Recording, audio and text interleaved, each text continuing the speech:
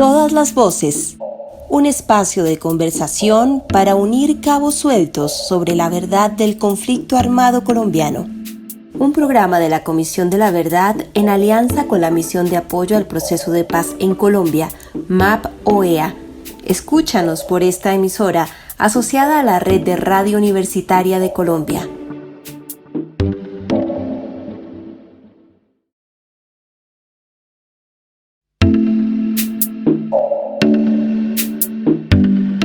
Bienvenidos y bienvenidas a Todas las Voces. Hoy vamos a hablar sobre salud rural y conflicto armado.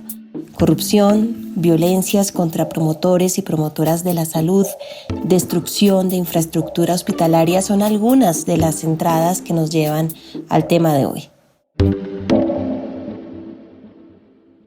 Tanto que vivimos y el tiempo nos devuelve la esperanza.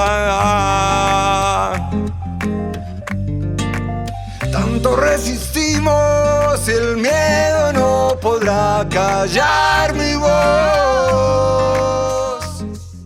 Para introducir este análisis en el marco del esclarecimiento de la verdad, compartimos la reflexión del comisionado de la verdad, Saúl Franco.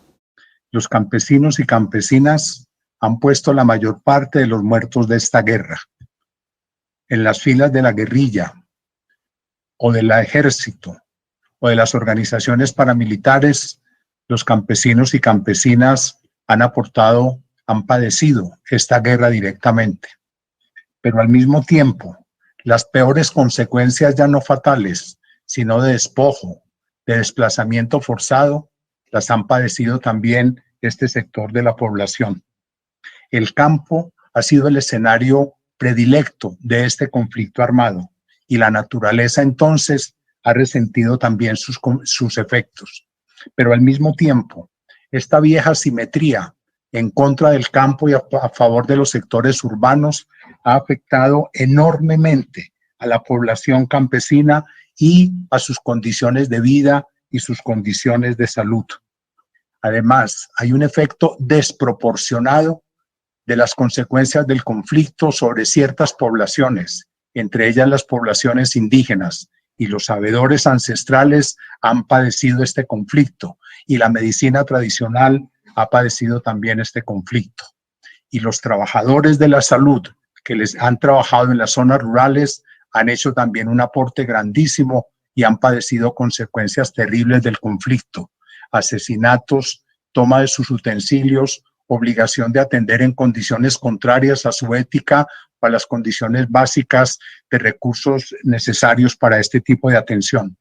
Por estos motivos, la Comisión de la Verdad ha asumido con mucha seriedad el problema de entender el conflicto armado en el campo, de entender las consecuencias de esta confrontación en los campesinos y campesinas, en la naturaleza y en el sector salud y en los trabajadores de la salud. Para profundizar sobre la magnitud de este problema, vamos a conversar con los investigadores Mario Hernández, Román Vega y Heriberto Tarazona. Con ellos vamos a ahondar en los contextos y los impactos que ha tenido este conflicto en la vida y en el derecho a la salud de las comunidades asentadas en zonas rurales, muchas de ellas campesinas y étnicas. Quisiera darle la bienvenida a Mario Hernández, profesor de la Universidad Nacional. Bienvenido, Mario. Buenos días, Mónica. Muchas gracias por la invitación al programa. Quisiera que te presentaras un poco y cuál ha sido tu vínculo con el tema de salud rural, especialmente en ese link con el conflicto armado. Sí, bueno, yo soy profesor del Departamento de Salud Pública de la Facultad de Medicina de la Universidad Nacional de Colombia. Coordino el doctorado entre facultades en salud pública desde hace algunos años y en esta dedicación al tema de la historia de la salud, pues obviamente ha aparecido siempre la relación entre conflicto armado y salud en Colombia. Y ya más recientemente, una vez firmado el acuerdo de paz, decidimos conformar desde el doctorado, por una convocatoria muy amplia, una red de universidades y organizaciones sociales en salud para la paz, Red Salud Paz. Y estamos trabajando en esto en los últimos 3 años y bueno, siempre pensando en que se puede construir paz desde la salud. Muy bien, bueno, te voy a presentar también a tu contertulio que está en el Guaviare, Heriberto Tarazona. Bienvenido, Heriberto, desde San José del Guaviare. Buenos días, yo soy el coordinador de la Comisión de la Verdad acá en San José del Guaviare y tengo la oportunidad de trabajar y hacer el proceso de escucha desde la comisión en el sur del Meta y todo el departamento del Guaviare. En este proceso de despliegue territorial de la comisión nos encontramos con las comunidades cuando preguntábamos qué situaciones habían sufrido en el conflicto armado. Empezó a continuamente aparecer el tema de la afectación, la amenaza a un promotor, el desplazamiento o el asesinato de personal vinculado a la salud. Entonces, en ese proceso de escucha nos dimos cuenta de que ese era un tema que era de importancia para la comisión, además de que estaba pues conmontándolo por parte de las comunidades. Entonces, yo llevo 25 años, 30 años acá ya viviendo en el Guaviare, toda mi vida adulta, profesional, y digamos que empecé a entender esa afectación y por eso empieza a ser parte de la ruta de investigación dentro de nuestro trabajo desde la Comisión de Guaviare. Ese fue entonces como la conexión. Excelente. Vamos a estar hablando un poco sobre qué ha aparecido en esa conversación con la ciudadanía. Y tenemos también al profesor Román Vega Romero. Bienvenido, profe, a este podcast de Todas las Voces. Buenos días, Mónica. Mil gracias por la invitación y buenos días a los colegas que están también de contertulios. Pues mi experiencia con la salud rural ha sido de la vida, realmente. Nací en una zona rural olvidada donde la tragedia de la ausencia de salud ha sido marca aún hoy. Y después, como estudiante en la Facultad de Medicina de la Universidad Nacional de Colombia, también experimenté la situación de la ruralidad de nuestro país, en estrecha conexión con los campesinos y campesinas y comunidades de estos territorios. Y obviamente un foco, como también lo ha dicho Mario, desde la red de Salud y Paz ha sido comprometernos a fondo con las comunidades campesinas, indígenas, afros, con las mujeres, los jóvenes, en la lucha por la salud rural como una salida al conflicto, si eso fuese posible en nuestro país. Bueno, pues justamente sobre eso queremos empezar a hablar. ¿Cuál es esa situación si hoy viéramos una foto o escucháramos y nos imagináramos esa salud que hoy tienen, la situación de salud que hoy tienen las zonas rurales del país, especialmente en los territorios que han sido afectados por el conflicto y que además están sufriendo en este momento la pandemia? ¿Cuál es la situación de ahora de estas zonas rurales, profesor Mario? Pues Mónica, lo que vemos ahora en la pandemia precisamente es que se evidencia cada vez más, está ascendiendo, se evidencia la desigualdad acumulada en este país. La desigualdad que claramente es regional, pero también es étnica, es de género, es sobre todo de territorios, con unas enormes distancias entre lo rural y lo urbano.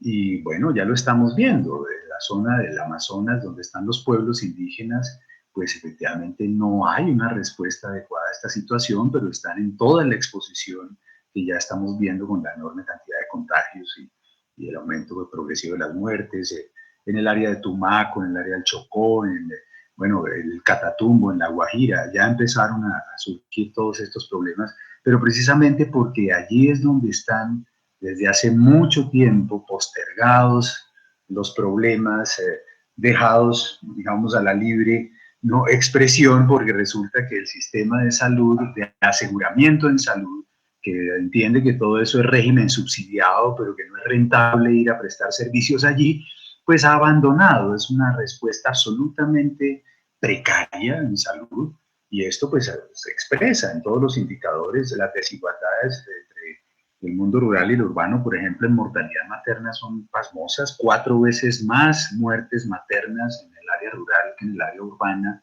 por causas totalmente prevenibles. Desnutrición de menores de 5 años, mortalidad obviamente por el tema del conflicto, todo lo que implica asesinatos en adultos, sobre todo jóvenes, es impresionante lo que ha pues diezmado la población juvenil también en el campo.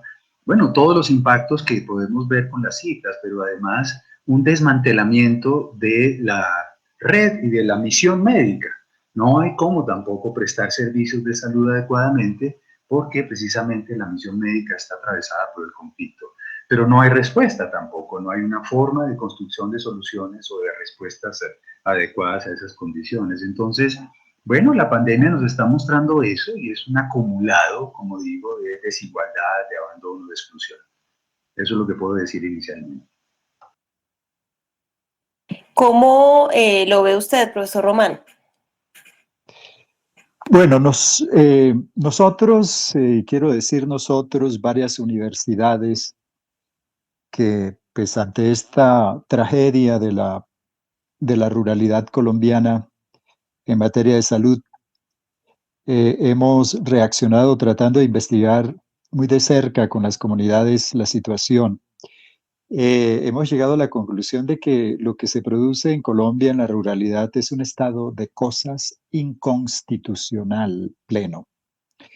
Y ello lo es por razones muy, muy complejas, muchas de ellas por el abandono histórico, por problemas no resueltos a nivel rural que impiden que pues, las comunidades puedan construir condiciones de buen vivir, de bienestar. Por ejemplo, la pobreza es muy grande y esa pobreza se expresa en la ausencia de agua potable, de acceso a alimentación adecuada, se expresa en la carencia de alcantarillados, de control de vectores, de una cultura de la salud muy, muy difícil, digamos, en todos los actores de los territorios rurales. Y eso, por supuesto, tiene que ver con un Estado que no tiene una mirada para la ruralidad colombiana, que en términos de garantías de protección de la vida y de la salud de las comunidades.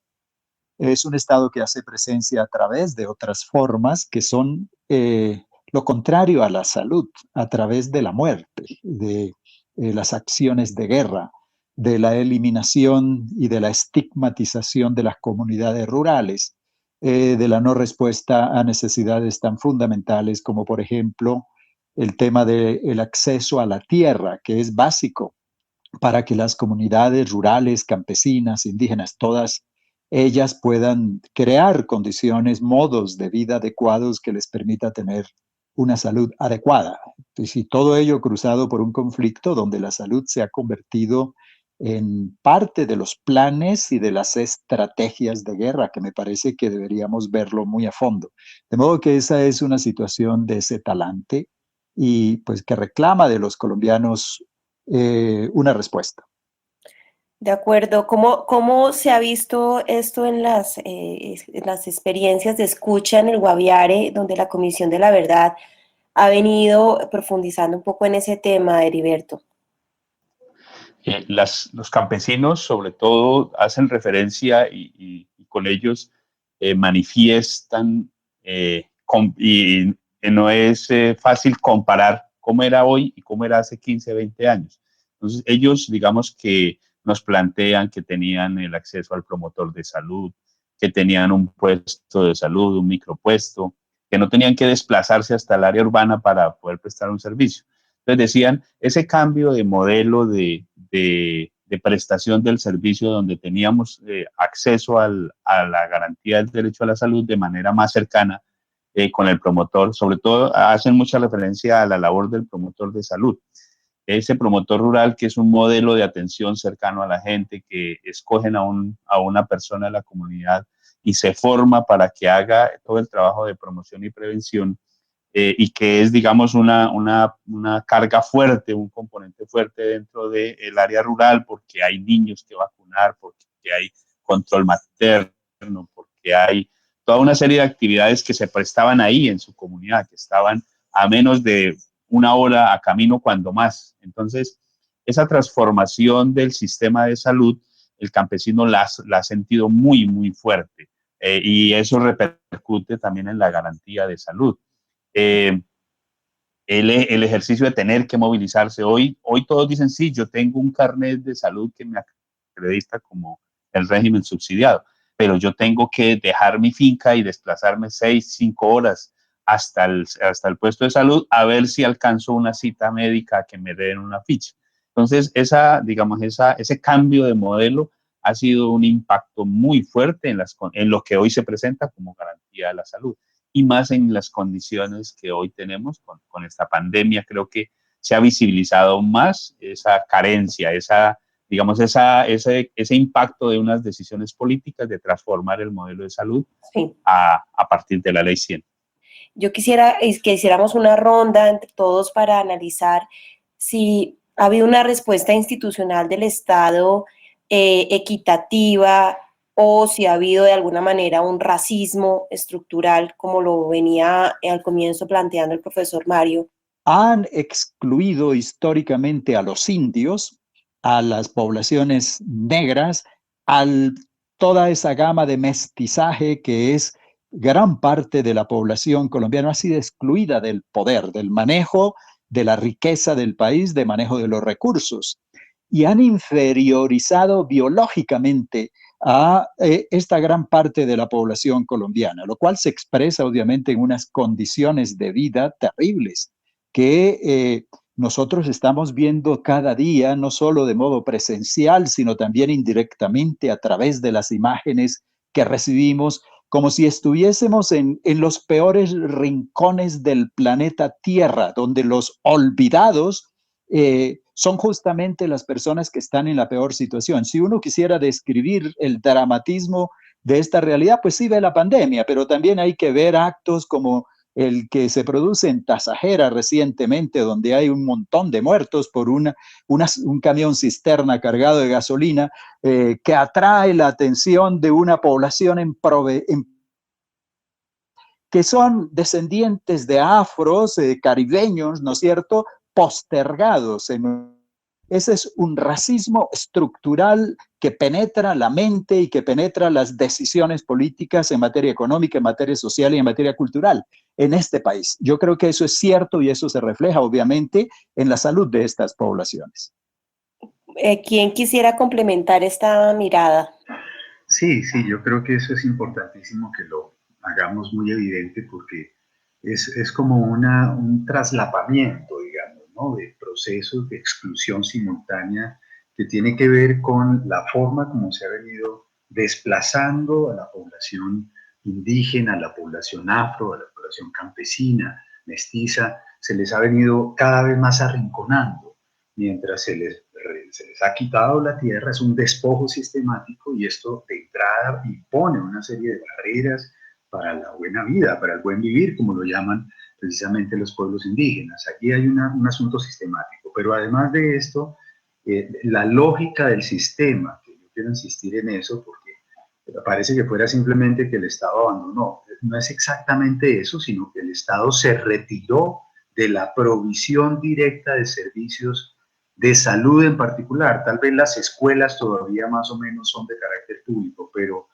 transformó completamente los hospitales públicos en unas empresas competitivas que le venden servicios a unos intermediarios llamados EPS, que manejan los recursos públicos que damos todos y todas para la salud. El régimen subsidiado, dice la gente, no, es que ese es un regalo del Estado, es gratis. No, nada es gratis, esto es recursos públicos concentrados en el nivel nacional que se le entregan a unos intermediarios llamados EPS, que reciben sagradamente un valor por persona y tienen la plata en sus arcas, ¿no? Pero finalmente no prestan los servicios, al contrario, cada vez más lejos de la gente, pues producen unas barreras de acceso maravillosas que hacen que no se gasten la plata y tengan más utilidad. Así de sencillo. Entonces hay que entender que la lógica en que está estructurado el sistema de salud, impulsa, sostiene, es decir, profundiza las desigualdades, profundiza el abandono del área rural, y pues claro que los efectos se ven en las desigualdades, en los resultados en salud, que son absolutamente inaceptables. Y como en el área rural están los negros, los indígenas, los campesinos, pues son los que más quedan sometidos a esa situación. Luego es un racismo estructural del sistema y de la forma como se ha comportado este Estado con las poblaciones. De acuerdo. Yo quisiera, Heriberto, preguntarte de todas maneras ya sobre esa respuesta comunitaria ante el abandono, ante la falta de acceso. Tú mencionabas antes la figura de las promotoras de salud, de los promotores de salud, que han sido una respuesta comunitaria en las zonas rurales para tratar de dar una respuesta casi de primeros auxilios a sus comunidades, pero que también sufrieron durante el conflicto armado. ¿Por qué no explicamos un poco más esta figura de las promotoras, que creo que muchas fueron mujeres y han sido mujeres, y cómo también fueron afectadas o han sido afectadas por esta situación de la guerra? El promotor de salud era una figura que, como decía antes, estaba presente y era parte de la extensión de esa previsión del servicio de salud.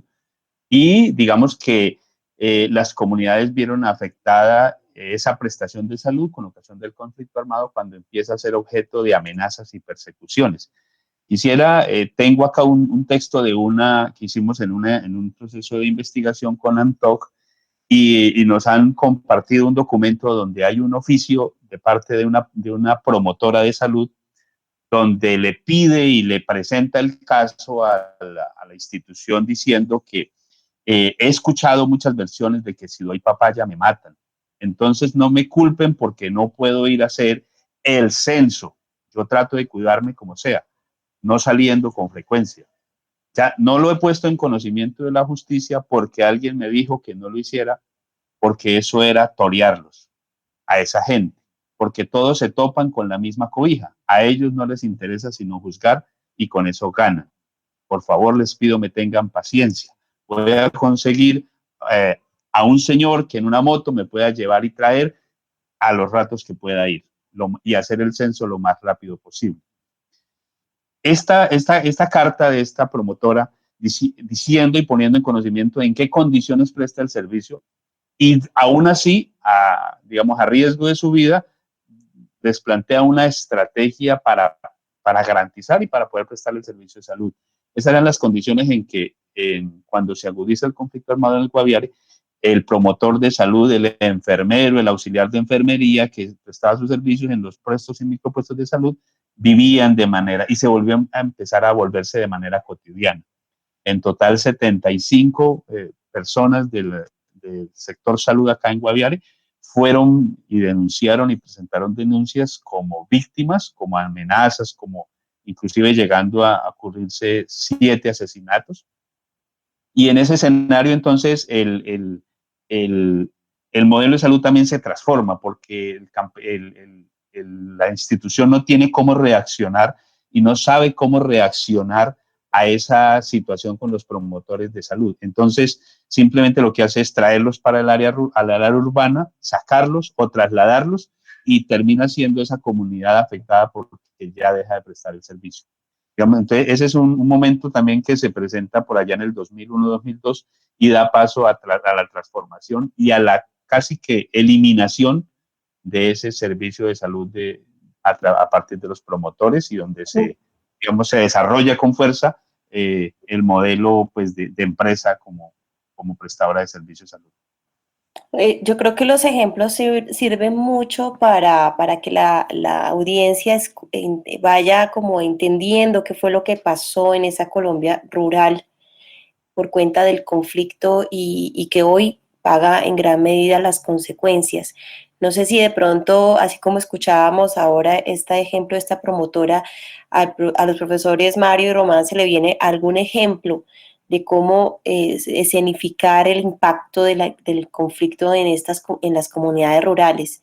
Si quieren abonar con alguna experiencia concreta que refleje esto. Bueno, perdón de Mario, que es que me ha llamado la atención lo que se ha planteado sobre los promotores y promotoras rurales.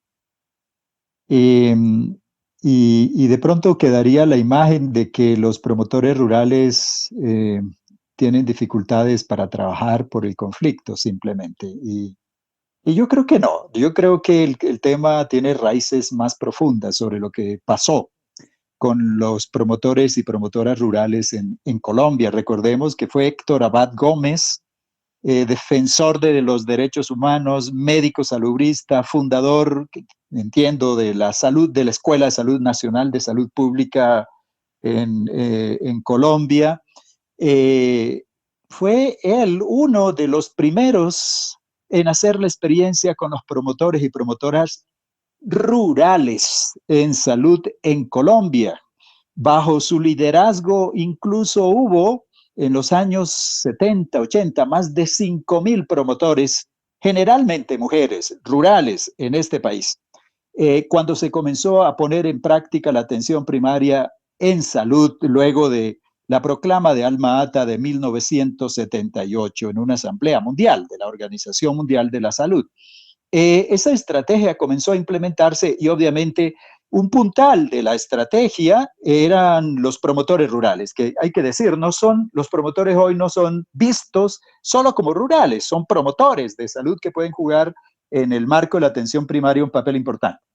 Pero como ha dicho Mario muy claramente, la Ley 100 no solo ha impedido que haya prestación de servicios de salud pública y prestación de atención médica en las zonas rurales, porque ha desmantelado todo el sistema de salud, sino que destruyó la atención primaria en salud en Colombia. Y eso hay que decirlo muy claramente. Y con la destrucción de la atención primaria en salud en Colombia, destruyó a los promotores rurales. Hay estudios muy bien hechos, casos, por ejemplo, ahí en Antioquia, en el municipio de Los Andes, donde las promotoras y quienes guardan la memoria histórica, demuestran cómo fueron destruidos institucionalmente bajo las decisiones adoptadas en el marco de la política de salud que prefigura la Ley 100 y la Ley 1122 y la Ley 1438.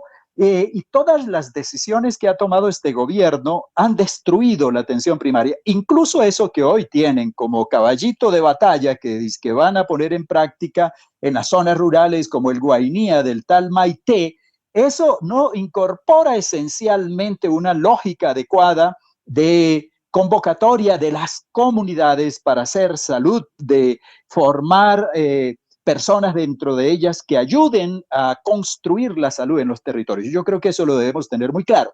Y el problema no es solo el conflicto.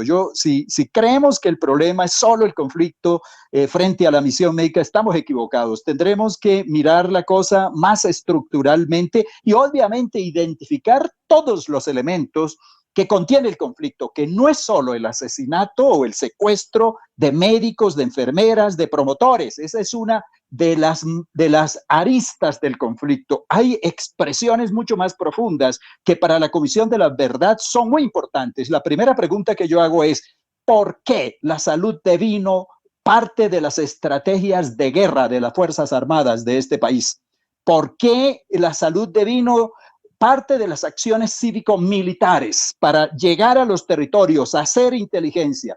¿Por qué las Fuerzas Armadas de este país prohíbe el acceso todavía de medicamentos a zonas rurales?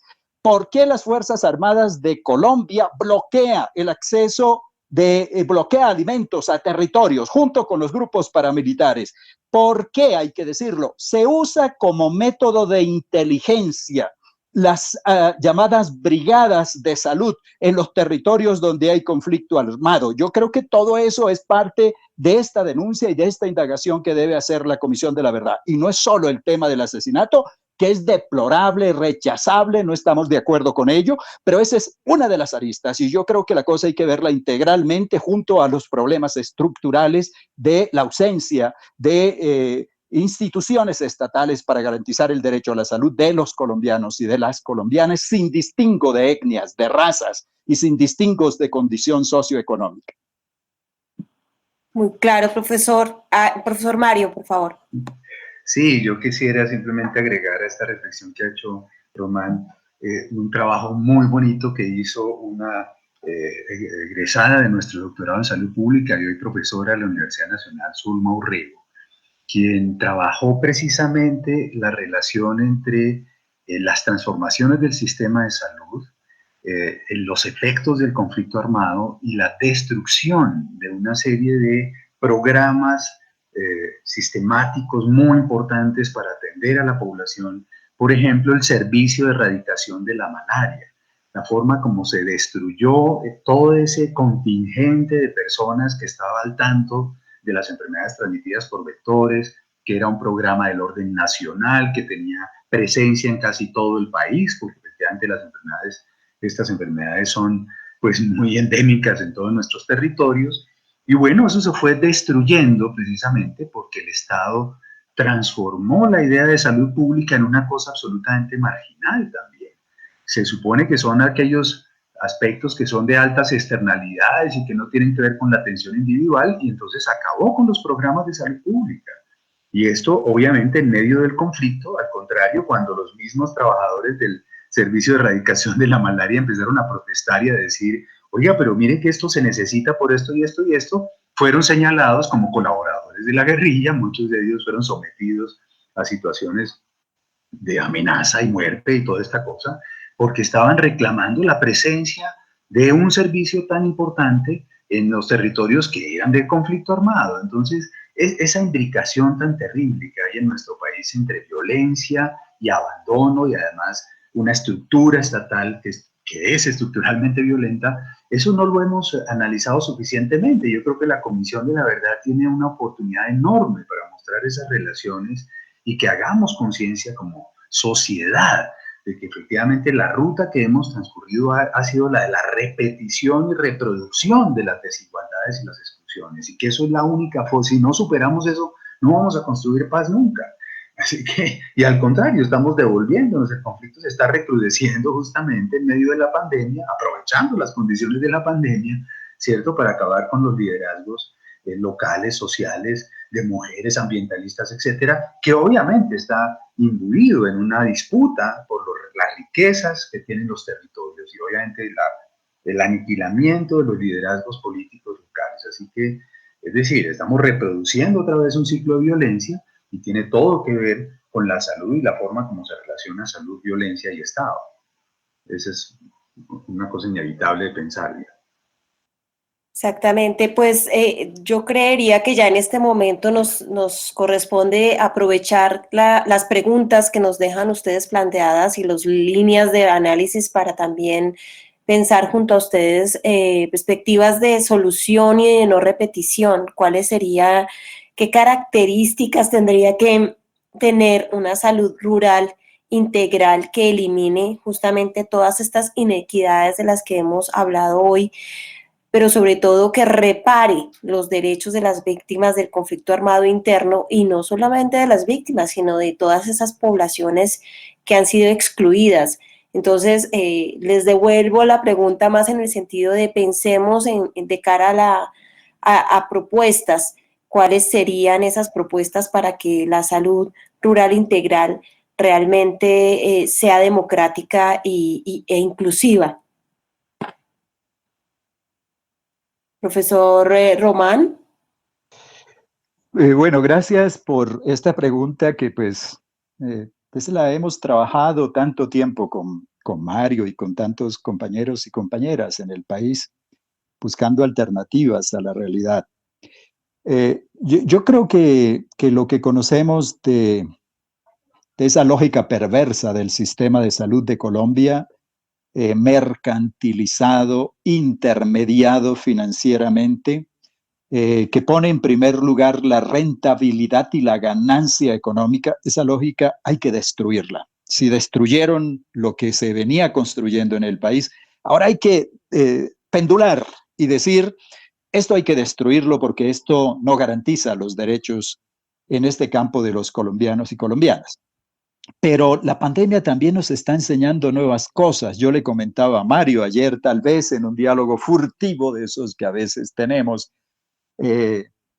que esta pandemia nos está diciendo que el modo como estamos pensando los sistemas de salud, pues tiene que llevarnos, tiene que ponernos nuevas preguntas. Yo solamente quiero decir esto. Por ejemplo, hoy estamos oyendo todos los días por la televisión y la radio a los epidemiólogos convencionales contar casos de infectados, muertos y recuperados. Y hasta ahí va la epidemiología.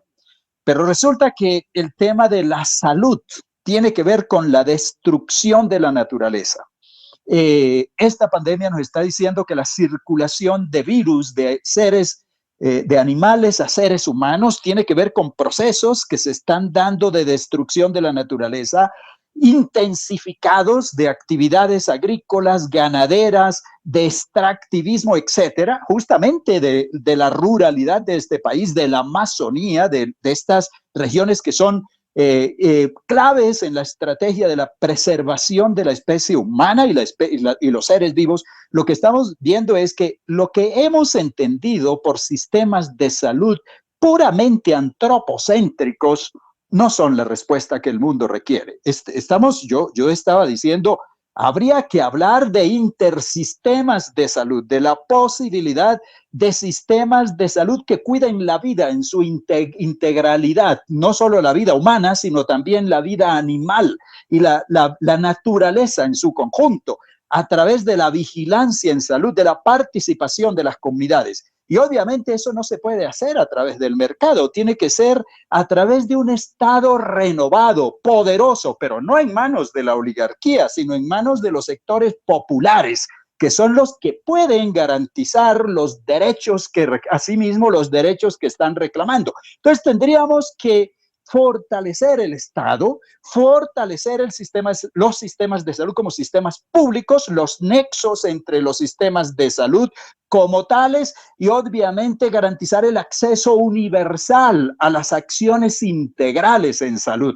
Y yo en eso creo que en la ruralidad colombiana se requiere una concepción de atención primaria en salud que no se refiere a pequeños programitas, inclusive no solo es un tema de promotores, es una concepción integral que una los procesos económicos, los procesos de desarrollo social, las acciones particulares de atención en salud, desde la salud pública, desde la prestación de los servicios individuales, que una todo eso con el cuidado de la naturaleza, todo eso, una estrategia de atención primaria integral que además se integre a la red de atención en salud en los distintos niveles de complejidad y que le dé un rol fundamental de coordinación de la acción en salud en los territorios. Me parece que esa idea es fundamental para repensar los sistemas de salud. Lo que ha mostrado esta pandemia en todo el mundo es que todas las concepciones neoliberales de sistemas de salud han fallado y que por tanto hay que actuar en una dirección totalmente distinta y esa es la oportunidad que tenemos en este momento. Muy bien, pues en ese mismo sentido yo creo que en toda la región de la Orinoquía, Heriberto, se han planteado propuestas de no repetición. No sé si ustedes tienen algunas que vengan un poco de las propuestas de las organizaciones sociales y de las diferentes espacios de participación donde se ha planteado las salidas, Heriberto. Sí, precisamente en esa lógica que acaba de plantear el profe de la integralidad de la prestación y la garantía de la salud, encontramos en nuestro territorio y en nuestra territorialidad Amazonía y Orinoquía el tema de los pueblos indígenas. Y creo que esa ha sido otra comunidad víctima, digamos, desde estructuras de racismo, como también desde prácticas desarrolladas desde la salud, con respecto a que al no reconocimiento y al no lograr integrar esa cosmovisión y ese sentido de salud. Entonces, acá en Guaviare hay tres pueblos declarados en riesgo de extinción y desde la Corte Constitucional ha motivado que se trabaje en la construcción de un modelo de salud para comunidades indígenas. Se ha desarrollado entonces una serie de documentos alrededor de qué debería ser un modelo de salud para el pueblo Jiu, para el pueblo Nucag, para las comunidades indígenas, y por qué no también en este sentido de integralidad y de interculturalidad, tener el elemento campesino como un elemento también central de atender a la comunidad y atender ese modelo de salud. Los HUE hablan de su modelo de salud desde este elemento. En un documento que recoge su planteamiento, habla cosas como estas. Si nuestro territorio está enfermo, nosotros estamos enfermos. La salud es vivir bien. Vivir bien es estar en nuestro territorio en paz. Mario. Sí, Mónica, yo creo que es muy importante que salgamos de este programa, de este análisis, con una idea de que es posible transformar lo que estamos viviendo desde hace tantos años. Y por lo menos desde la Red Salud Paz precisamente vemos el acuerdo final firmado en noviembre de 2016 como una ventana de oportunidad para la sociedad entera. No es un problema de reincorporación de exguerrilleros como lo quiere mostrar el gobierno actual, y creo que debemos defender de una manera consciente, colectiva, muy dinámica, muy clara, propositiva, la implementación del acuerdo final. Los 6 puntos tienen que ver con transformaciones de toda esta postergación tan espantosa y exclusión que ha tenido sobre todo el área rural. Si uno piensa en el tema de la tierra, de la reforma rural integral, de los planes nacionales para la reforma rural integral, donde hay un plan nacional de salud rural que debe ser planteado de una manera distinta, articulado a los PEDET, con un proceso de democratización, de transformación de la manera como está organizada la economía del narcotráfico, con sustitución de cultivos realmente integral, con una perspectiva de justicia, verdad, reparación y no repetición, y que permita realmente generar un proceso de fortalecimiento de una autonomía territorial, democrática, que reconozca la diversidad y al mismo tiempo supere la desigualdad injusta y evitable. Pues entraríamos en una ruta. Y allí, claro, se necesita una transformación estructural del sistema de servicios de salud, porque efectivamente lo que tenemos es absolutamente contrario a la respuesta adecuada que debe tener cada uno de estos territorios.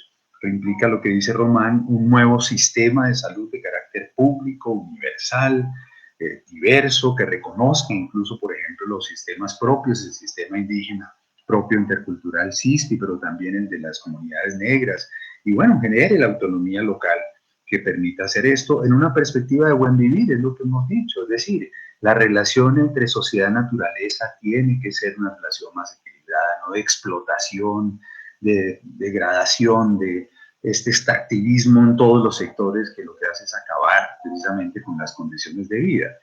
Entonces, bueno, hay propuestas sobre esto y la idea es que no es un problema técnico, es un problema más de la sociedad entera, cómo logra poner estos elementos como prioridades de su transformación para superar las causas del conflicto y construir paz.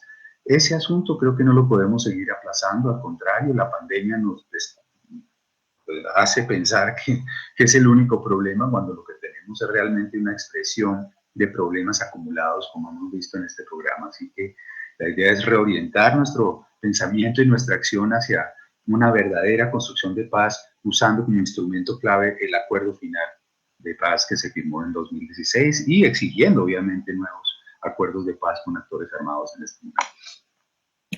Bueno, muchísimas gracias por sus propuestas, sus visiones, y ahora los invito a que cerremos este podcast con sus reflexiones sobre lo que no debemos repetir, ese nunca más como sociedad en la salud de la Colombia rural, entendiendo que todos los actores armados y el propio Estado han hecho infracciones graves a este derecho, pero que no debemos repetir. Entonces, así, con esa pregunta, nunca más para la salud rural en Colombia, que no debemos repetir, profesor Román. Sí, gracias, Mónica. Lo primero que no debemos permitir que se repita es la guerra. O sea, lo que estamos viendo es que por el incumplimiento en la implementación de los acuerdos, lo que está sucediendo es el resurgimiento de la guerra. Esa es una amenaza seria para la vida de todos y de todas. La violencia que se extiende por Colombia hoy como una nube terrible es lo que estamos viendo en estos momentos. Yo creo que hay que impedir que asesinen a los líderes sociales, a los excombatientes que han estado en este proceso de reincorporación. Y obviamente hay que impedir que la salud vuelva a ser un instrumento de la guerra. Me parece que nosotros no debemos permitir eso, que deberemos denunciarlo.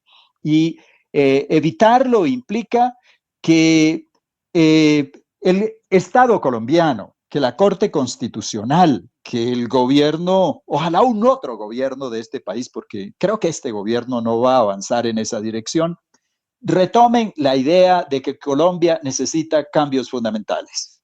No solo los cambios relativos al sistema de salud, sino los cambios en general de las condiciones de vida de las poblaciones rurales de nuestro país, que hay que liquidar las desigualdades sociales. Yo creo que hay que avanzar en esa dirección. Eso es lo que no tendremos que repetir. Obviamente no tenemos que repetir que se respete la vida del recurso humano en salud, del personal de salud. Hay que preservarla, pero ello implica un pacto, yo creo, entre todos en el sentido de que la salud es un derecho que hay que garantizar entre todos los actores involucrados en este conflicto en Colombia. Hay muchas cosas que no hay que repetir en Colombia. Heriberto, ¿qué no debemos repetir nunca más en tema de salud rural en Colombia? Mónica, la indiferencia. Creo que los colombianos tenemos un patrimonio.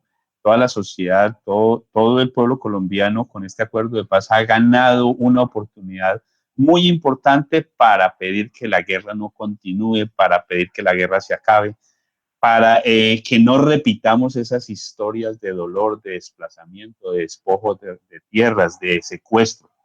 Entonces creo que como ese gran grupo de seres humanos que somos la sociedad colombiana, debemos ser conscientes y acabar con la indiferencia. Eso pasa en Catatumbo, eso pasa allá en el Guaviare, eso pasa por allá en el Cauca.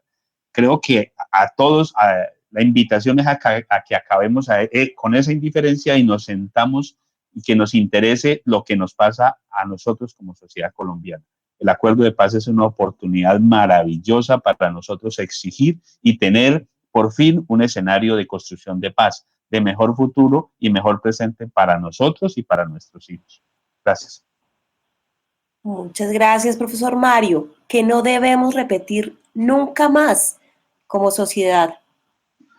Sí, creo que hay un elemento allí, es esta disputa guerrerista, aniquiladora del otro por cosas como las diferencias ideológicas, por la tierra, por la expropiación de recursos, esto de aniquilar al otro. Creo que ese es el núcleo duro de nuestro conflicto eterno y creo que deberíamos repensar el asunto. ¿Cómo reconocer las diferencias? ¿Cómo reconocer que tenemos posiciones distintas, pero que necesitamos tramitar eso de una manera democrática, de una manera que permita justamente construir, respetar la vida, cuidar la vida, más allá de la vida de las personas, la vida del planeta precisamente, con una posición de reconocimiento de la interdependencia. Somos seres humanos interdependientes, dependemos también de la naturaleza. Y esta idea absurda de la explotación sistemática de los seres humanos y de la naturaleza, pues no la podemos seguir impulsando y no podemos repetir esa lógica, porque es la base del aniquilamiento. Así que, bueno, ese es el punto central, no aniquilarnos, ver cómo podemos superar nuestras diferencias de otra manera. Muy bien, muchas gracias. Y acá también nos escriben en algunos momentos en nuestras redes sociales, han ido diciéndonos en otros espacios que no deberíamos repetir la corrupción que le ha quitado los recursos públicos a la salud rural. Les agradecemos mucho por haber estado en todas las voces y esperamos, bueno, tenerlos de nuevo en nuevas reflexiones sobre estas relaciones entre salud y conflicto en Colombia. Mil gracias, Mónica. Gracias a ustedes. Gracias. La guerra nunca se gana, la guerra